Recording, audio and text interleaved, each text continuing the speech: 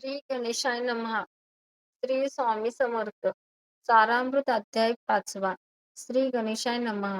भव कानन वैष्णसनरा अज्ञानतमच्छेदका भास्करा पूर्ण साक्षी परात्परा भक्त खरा सदयतु. गंगाजळ जैसे निर्मळ तैसे तुझे मन कोमल तुझसी सत्तविता प्रेमळ सत्वर त्याते पावसी. विशेष गंगाजळाहुने आपुले असे महिमामन पाप ताप आणि दैन्य तुमच्या स्मरणे निवारते. स्वामी चरित्र करा या श्रवण श्रोते बैसले सावधान प्रसंगाहुनी प्रसंग पूर्ण रस भरिते पुढे पुढे. ज्याचे सबळ पूर्ण पुण्य तया झाले स्वामी दर्शन ऐसे चोळपा आदी करुणी भागवंत सेवे करी. अक्कलकोट नगरात एक तापत्पर्य स्वामी राजवास करीती भक्त बहुले झाले. वार्ता पसरली चहूकडे कोणासी पडतो साकड धाव घेती स्वामींकडे राजरवाडे थोर थोर. म्हणती भोसल्यांचे भाग्य परम स्वामी रत्न लाभले उत्तम. नृपती ही भक्त निस्मिन स्वामी चरणी चित्ते तयाचे. तेव्हा किती एक नृपती स्वामी दर्शन घेऊ इच्छिती आणि आपुल्या नगराप्रती अनु म्हणती तयासी. वरोद्यमाची त्या अवसरी मल्हारराव राज्याधिकारी एकदा तयाचे अंतरी विचार ऐसे पातला अक्कलकोटाहुनी स्वामीसी आणावे आपुल्या नगरासी मग कोणे ऐके दिवसी विचार ऐसा पातला. दिवाण आणि सरदार मान करी तैसे थोर थोर बसले असता समग्र बोलले नृप पर तया प्रती. कोणी जाऊन अक्कलकोटसी येथे आणली स्वामींसी तरी आम्ही तयासी इनाम देऊ बहुत. तयाचा राखू सन्मान लागले किंतुके देऊ धन ही वटपुरी वैकुंठ भवन वसता स्वामी होईल.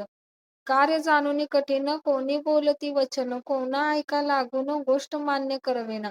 तेव्हा तात्यासाहेब सरदार होता योग्य आणि चतुर. तो बोलला झाला उत्तीर्ण रूपा लागी पर्ययसी. आपुली जरी इच्छा ऐसी स्वामी ते आणावे वटपुरीसी तरी मी आणीन तयासी निश्चय मानसी असू द्या. ऐसे ऐकून उत्तर संतोषला तो नृपवर. तैसी सभा ही समग्र आनंदित झाली. संजीवनी विद्या साधण्याकरिता शुक्राजवळीकच जाता देवी सन्मानीला होता बहुत आनंद करेनी. नृपतीसह सकळे जणी त्यापरी तयासी सन्माने गौरवोनी मधुर वचने यशस्वी म्हणती तयाचे.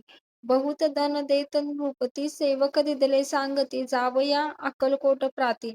आज्ञा दिली त्याते तातासाहेब निघाले सत्वर अक्कलकोटे आले नगर पाहुणी संतोषले जे केवळ वखुंड. पाहुणी स्वामींची दिव्य मूर्ती आनंदित झाले चित्ती तेथील जणांची पाहुणी भक्ती धन्य म्हणती तयाते. अक्कलकोटे नृपती स्वामी चरणी त्याची भक्ती राजघरातील युवती त्याची करिता स्वामी सेवा आणि सर्व नागरिक तेही झाले स्वामी सेवक. वरिष्ठ चोळप्याधिकारी सेवे करेनी स्वामिनी ऐसे म्हणून या असे विचार पडला मानसी या नगरातून स्वामीसी कैसे नेऊ आपण.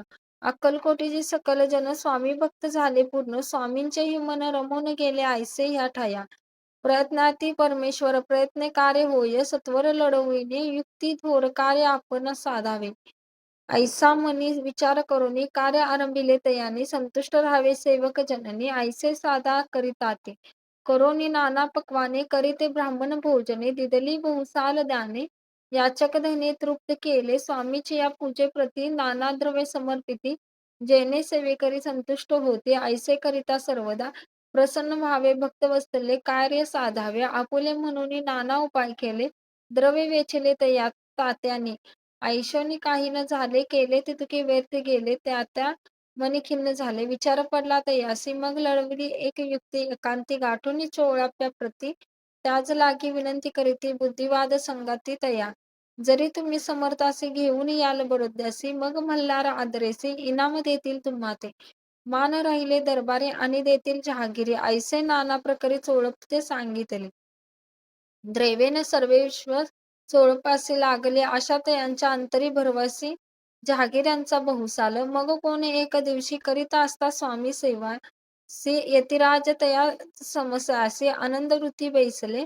चोळप्पाने कर जोडून विनंती केली मधुर वेचनी कृपाळू होऊन समर्थाने बडोद्याप्रती चलावे. तेने माझे कल्याण मिळे मला बहुत धन आपलाही योग्य सन्मान तेथे जाता होईल.